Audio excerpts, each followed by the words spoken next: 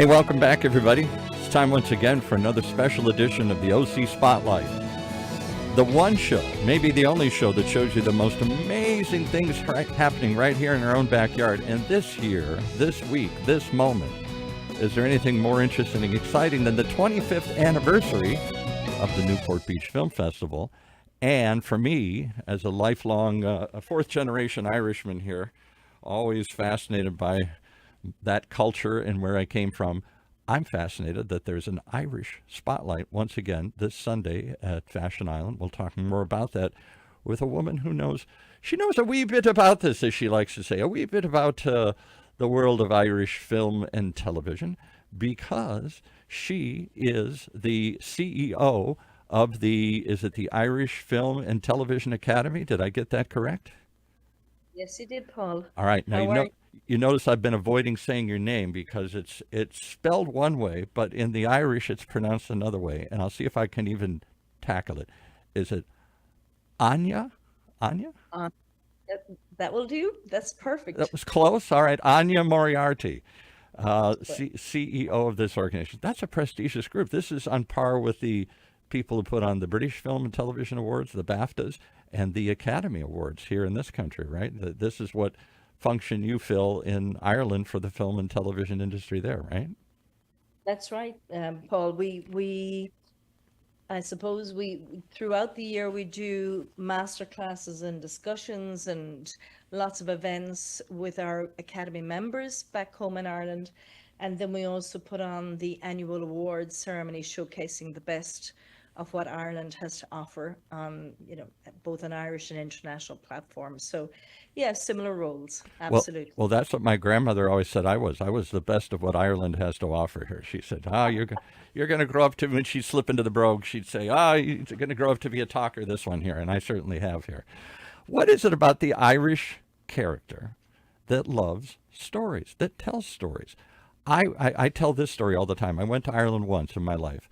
In my college years, I went with my family in search of our roots, which we never found at that time. And everywhere I went, there was a story. If you ask somebody, I was in Dublin and I asked them how to get to O'Connell Street, the big street running through, and immediately they say, O'Connell Street, where me mother met me grandfather. What a rat he turned out, or meant me father, what a rat he turned out to be. If only she'd stayed away from that accursed street. Everything's a story. Is it left or right? There's never a simple answer in Ireland. What is it about the Irish that tell stories? Well, yes, we're storytellers. It's in our DNA. I'm like, I don't know. Is it the fact that, back before famine times and so forth, we didn't have a lot in this country back. Yeah, and we respect that, and it's kind of our DNA remembers that as well. But the storytelling was around the fireplace, large families, great neighbors. People were very poor back, obviously, in the day, but we had a great tradition of education and learning, and Absolutely.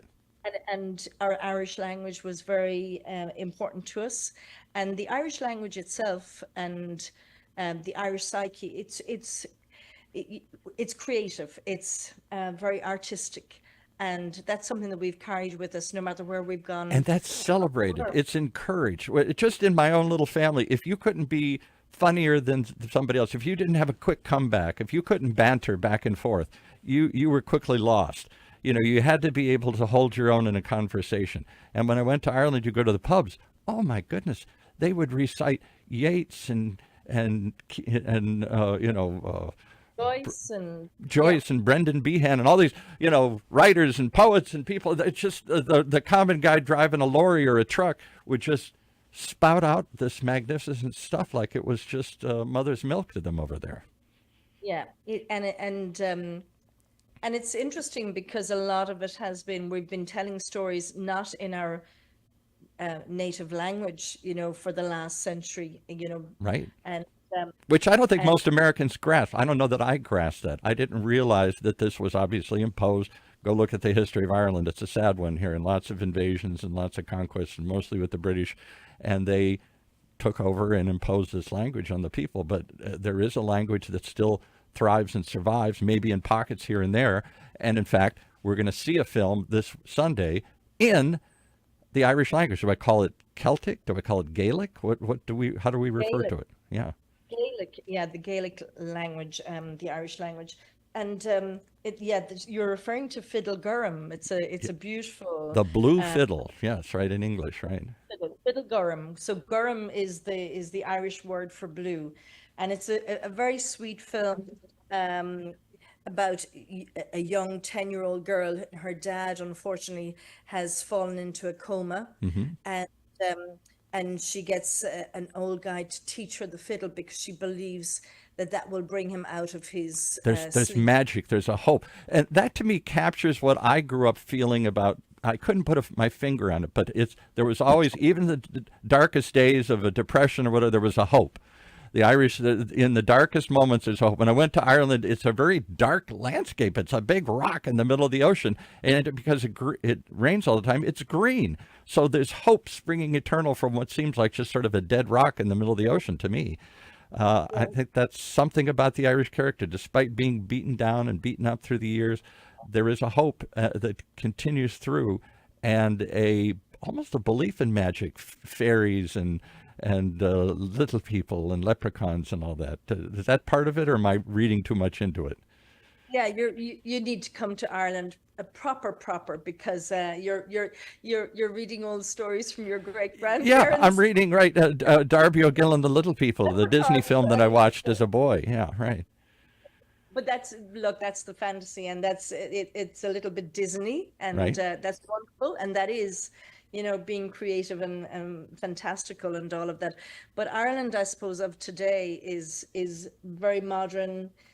Technology and all of that is a Hmm. big thing, and I suppose we've the one thing that we do hold on to is our creativity and our storytelling in amongst all of that, Hmm. which is wonderful. And so anyway, the fiddle gurm that you're referring to there, that's that lovely Irish language. Like I sent my children to school and to study Oscuelga, which is in the Irish language. Everything, their science, their geography, their maths, Hmm. all of that. And that's become a big thing here in Ireland. Again, there's a resurgence of pride in our native language, Yeah. and even in the cities, like Because for a while it seemed like that was going to be extinct. When I went to Ireland in probably the early 80s, you had to look for it. I mean, I know it was still taught in the schools, but most people didn't speak it. If they did, it was very little. They didn't speak it as their day to day tongue here. But more and more I'm reading about, particularly in cities like Dublin, what do we call them? Hipsters, young, cool people that think this is not just sort of trendy, but important to send their kids to Irish only schools and Irish only and listen to Irish only uh, radio and TV stations. that's right. You're right. It was just in the Gaeltacht areas they called it, Hmm. Way where out in the where west, yeah, right. and so you had pockets of areas that they just spoke nothing but Irish, and and um, and so slowly but surely and I just speak about the city because I've moved to the city here in Dublin, that they started investing in Irish schools where the minute your kids pass the gateway, Hmm. they switch over just like that Hmm. into Irish language, and it's a beautiful thing. And when you see it, and again talking about we're starting to create Irish movies now in that are of they're contemporary films, but yet they're in the Irish language. And if you recall a beautiful film called Colleen Kuhn, The Quiet Girl, Hmm. it was shortlisted for an Oscar. It was. We I never saw the film, but I read about it, and it's somehow a girl that's left with a family or something. I forgot the whole story, but she's sort of left behind, becomes very quiet, and then and how she blossoms and comes out of this. Yeah, and it's in That's Irish. right. Yeah. It's it's only 2 years ago Hmm. that it got shortlisted for an Oscar, and we, as the Irish Academy, we shortlist the film that goes and represents Ireland in Right. the international feature, which is every country puts forward their best film in a language other than English, Hmm. and so we put forward on Colleen Kuhn, The Quiet Girl, and it was originally written in English by a lady called Claire Keegan, Hmm. and Claire actually wrote the short story called Foster, and yes, it's about a young girl who was in a sense fostered out to her relatives during the summer, Hmm. um, because her family were not very well to do and they had lots of kids. Right. And you're for parts of the film you're sitting on the edge of your seat because you really don't know what's going to happen to this little girl. She's so innocent, and this husband and wife that she goes to out in the countryside. But it's the most incredible film. If any of your listeners haven't seen this film, you need to see I it, and remember it will. reading about it because it was the first Irish language film that ran across my radar here in the United States in Southern California, and it was. I'm fascinated by film. I'm fascinated by the film industry. We're in Southern California after all, and Yeah, did some work in it years ago. I was an entertainment publicist for Johnny Mathis and Anthony Quinn and a bunch of people, so I was yeah. around that world when my younger, and I know that Irish films have always had a certain popularity to it, uh, like the ones that Jim Sheridan was doing and others. But I never thought Irish language films. I didn't think that far. I didn't see that coming. Yeah, and there is definitely a resurgence. And then when you think about it for this year, which is a bit on Colin Kuhn, The Quiet Girl was such a gentle, soft film. Hmm. But this year we've selected Kneecap, an Irish language film to represent Ireland. And I would. I really have this feeling that it's going to go a long way as well in the Oscar race within international feature. And it's an Irish language, but it's done in Northern Ireland, and it's a bunch of guys who do kind of rap music off Gaeilge. Why You not? know, Of course. Yeah. and it's incredible. Michael Fassbender plays the dad, Hmm. and these Wow. young guys, obviously the troubles in Northern Ireland, the troubles in Ah, the Belfast. days of the troubles, as they call them. We can't call Yes. them. We can't call them a war or a civil war. It was just the troubles. Yeah, yeah, the troubles is how we refer to it, and but this is the next generation trying to live in the aftermath of, because obviously they've had peace there. There's been the peace agreement in Right. Northern Since Ireland. the Easter Accords under Clinton here. Right. Exactly. You go, there you go. I You've kept follow. I your follow. I follow this from a distance. So, what is it? I understand the feeling to find your roots and recapture the language. I won't call it a lost language because it was never completely gone, but it was certainly diminished in popularity and in use and data thing. Now it's resurging, and more that's coming back. Does that limit it, like all foreign films, to a certain audience, or does that resonate still even with subtitles? And if so, would they ever dub it into Spanish or Oh, English they're or doing it all the time, Paul. They're doing it all the time.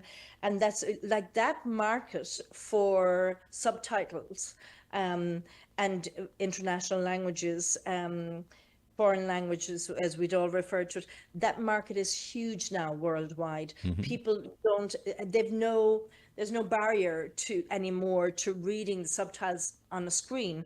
Right. Even people go to the cinema and they just do that. So it's the best time ever to be making Irish language films because um, where somebody who, from an Irish point of view, might feel, oh, well, it's kind of an indigenous language that Yeah. isn't widely used. But if you bring that to Germany, or you bring it to South America, or you bring it wherever, they don't know much about what level that language was used. They just see it as being a foreign language, and they're reading the subtitles and they're seeing what's on the screen. So the No different market. than they would if they were reading in English, watching a Hollywood film here and subtitled into German or Spanish or whatever here. Exactly. But the market is absolutely huge for that now, and which is great. So it means that it's cost effective to invest in Irish language Right. film. Well, I got to cut this short because we have another show coming up in a minute. I just celebrate that this is coming here and that we get to see it. And I think Greg Schwenk, who puts on this festival for the last 25 years, should be commended. I don't think he has an ounce of Irish blood in him, but he certainly has been a supporter of Irish films through the years and consistently putting on showcases for multi-language films. From Latin night, he has different nights, but the Irish in particular, he really finds a beauty in what's happening there. And I can't say I'm surprised because the Irish have been storytellers the writers, the poets, the other films that I've seen in the past. I think it's a natural storytelling race of people here. And I look forward to hearing the story, and always with a little different kind of view to it. There's a little, what would you say that Irish twist is? Maybe it's not Darby O'Gill and the Little People. Maybe it's not that cute, but there's always a little kind of attitude or different. You can tell to me, it's an Irish film. Maybe it's the banter and the language and stuff. They don't just tend to be people say, yeah, whatever. Well, we like humor as well, and Yes. we're able to juxtapose humor with darkness as well. Yes, you nailed it. Life, That's it. yeah, real life, happenings, but we're able to deal with those. Well, we try and deal with those subject matter. But anyway, thanks to Greg and the Newport Beach Film Festival, they've been so supportive of Irish film. Kathleen is here, wonderful films on Taibhse, Amongst Women, Yeah. For Mothers. There's a whole bunch of Irish films. So I hope all your listeners go and get down there to the cinemas. Yep. Well, it's this Sunday at the fashionable Fashion Island, and there's an Irish showcase, multiple films being shown on an Irish spotlight night, and a big party naturally afterwards at the Irish pub next door, Muldoon's. Thank you so much for joining us and explaining this phenomenon that I'm just amazed has made its way here to our shore here. Irish language films like those being shown at this weekend's Newport Beach Film Festival. Thanks for joining us. Thank you.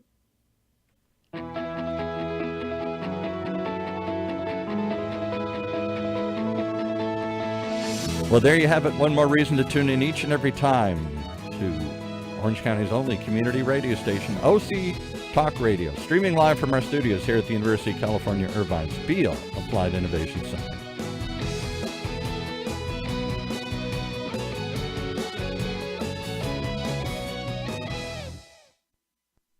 All right, got to run. Thank you very much. That was wonderful, and we'll run that throughout the week here, and we'll hopefully drag some people out to see what they don't expect to see, Irish language films.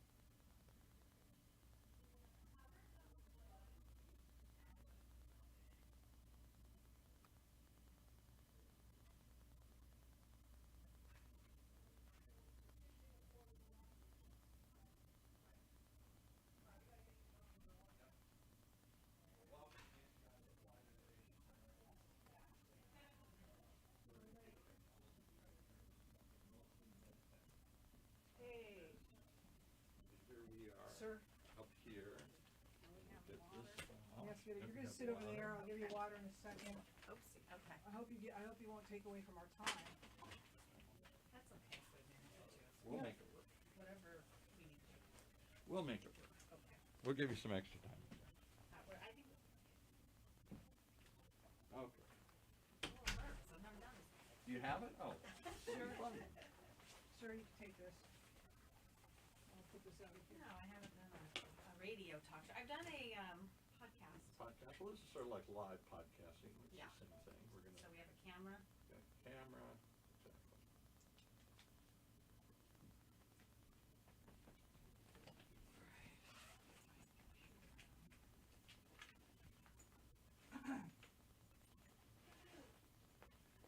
Just do as quick as I can, and I'll show you what we're doing.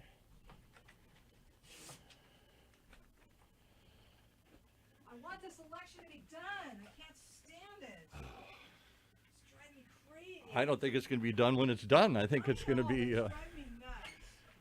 I think it's.